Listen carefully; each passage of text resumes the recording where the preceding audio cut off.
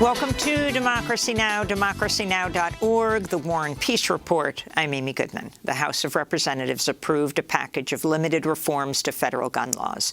The Protecting Our Kids Act passed Wednesday by a vote of 223 to 204, mostly along party lines, with 5 Republicans in support and 2 Democrats voting against it.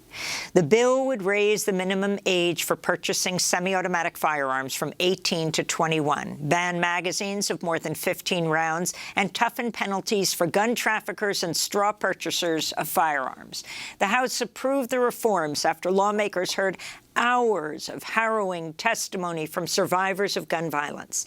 11-year-old Mia Cirillo described how she survived the Uvalde school shooting by covering herself in the blood of her friend and playing dead before using her dead teacher's cell phone to call 911. Also testifying was Zanetta Everhart, the mother of a survivor of last month's domestic terror attack on African Americans in the Tops supermarket in Buffalo. To the lawmakers who feel that we do not need stricter gun laws, let me paint a picture for you. My son, Zaire, has a hole in the right side of his neck, 2 on his back, and another on his left leg, caused by an exploding bullet from an AR-15. As I clean his wounds, I can feel pieces of that bullet in his back. Shrapnel will be left inside of his body for the rest of his life. Now I want you to picture that exact scenario for one of your children. Police in Maryland have arrested a man they say plotted to kidnap or kill the Supreme Court Justice Brett Kavanaugh. 26-year-old California resident Nicholas John Roski was reportedly found carrying a knife and a gun outside Kavanaugh's home in Montgomery County. Prosecutors say Roski was having suicidal thoughts and was upset by a leaked draft opinion showing the court's conservative majority prepared to strike down abortion rights under Roe v. Wade. Attorney General Merrick Garland promised a swift response. Threats of violence and actual violence against the justices, of course, strike at the heart of our democracy, and we will do everything we can to prevent them and to hold people who do them accountable. Senate Republican Minority Leader Mitch McConnell demanded the House immediately pass a bill to provide more security for Supreme Court justices and their families. McConnell continues to support a Republican filibuster of gun controls proposed by Democrats in the wake of the massacres in Buffalo and Uvalde. After 10 months of meeting in private, the House committee investigating Donald Trump's attempt to overturn the 2020 election and the deadly January 6 insurrection at the Capitol will hold its first public hearing tonight in prime time at 8 p.m. Eastern. Democracy Now! Will live stream the hearings at democracynow.org. It'll be the first of 8 congressional hearings, modeled in part on the 1973 Watergate hearings. We'll have more on the January 6 committee later in the broadcast with the head of Right Wing Watch. In eastern Ukraine, Russian forces have seized most of the devastated city of Severodonetsk, but Ukraine's military says its troops are fighting to hold the city's industrial zone. Earlier today, Russian forces fired on a Severodonetsk chemical plant where officials say civilians have been sheltering against Russia's assault. In Chernobyl, Ukrainian officials say nuclear radiation detectors are up and running for the first time since Russia briefly occupied the site of the 1986 nuclear disaster. This comes just days after a security camera at the South Ukraine nuclear power plant captured video of what appears to be a Russian cruise missile flying at low altitude almost directly over the plant's 3 active nuclear reactors. The United Nations is warning the number of people facing extreme food insecurity could soar to more than 320 million unless Ukraine is allowed to resume shipping grain, cooking oil, and fertilizer through ports on the Black Sea. On Thursday, Russian Foreign Minister Sergei Lavrov met with his counterpart in Ankara, where the two discussed the Kremlin's plan to provide for a safe shipping corridor. After the meeting in Turkey, Lavrov said the onus to act was on Ukraine. We've explained today that grain can be transported freely to its destination. Russia isn't putting any obstacles in the way. This requires Mr. Zelensky to give the command, if he is still in command of anything there, to allow foreign and Ukrainian ships to go into the Black Sea. Ukraine was not invited to the talks, and officials in Kyiv have voiced skepticism over the plan. On Thursday, the head of the Ukrainian grain union said it could take months to clear sea mines from areas around Odessa and Ukraine's other Black Sea ports. A banking trade group warns U.S. and European-led sanctions are set to shrink Russia's economy by up to 15% this year. The Institute of International Finance said Wednesday the sanctions, quote, are unraveling Russia's economy, wiping out more than a decade of economic growth, and some of the most meaningful consequences have yet to be felt, unquote. The Biden administration says it's secured 10 million pediatric COVID-19 vaccine doses and is prepared to make them available to children under the age of 5 before the end of the month.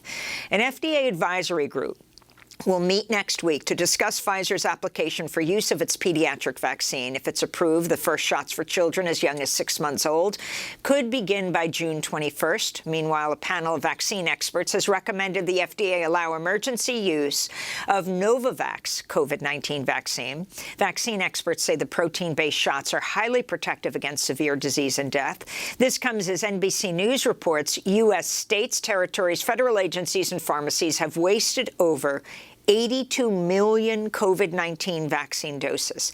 That's enough to vaccinate a majority of adults in Congo, a country where only 1% of people are fully vaccinated. Former President Donald Trump and 2 of his children, Ivanka and Donald Jr., have agreed to be questioned under oath next month by New York Attorney General Letitia James' office. This comes after the New York Court of Appeals ruled the trio must sit for depositions as part of James' civil investigation into the Trump Organization's business practices. The questioning will begin July 15th, barring a court intervention. The state of Arizona has put 66-year-old condemned prisoner Frank Atwood to death after the U.S. Supreme Court rejected calls for a reprieve. On Wednesday, prison officials strapped Atwood to a gurney and injected him with a lethal dose of pentobarbital, stopping his heart. Jimmy Jenkins, a reporter with the Arizona Republic and former Democracy Now! Intern who witnessed the killing, said the execution team struggled to find a vein for around 30 minutes, prompting Atwood to twice suggest new places on his body for the team to try. Jenkins tweeted afterwards, quote, I just watched Frank Atwood direct the state of Arizona on how to insert IVs into his veins properly so they could administer the drugs that would kill him, unquote. Atwood was the 39th person executed in Arizona since 1992 and the second in less than a month. Workers at a Trader Joe's supermarket in western Massachusetts have filed for a union election with the National Labor Relations Board. If they're successful, the workers will create the first union at Trader Joe's, a company with more than 50,000 employees nationwide. Workers want health and safety concerns addressed and want to reverse recent cuts to their benefits. The employees seek to form an independent union called Trader Joe's United rather than affiliate with an established labor organization. And Belgium's King Philippe has expressed his deepest regrets for Belgium's abuses in the Democratic Republic of the Congo during the colonial era.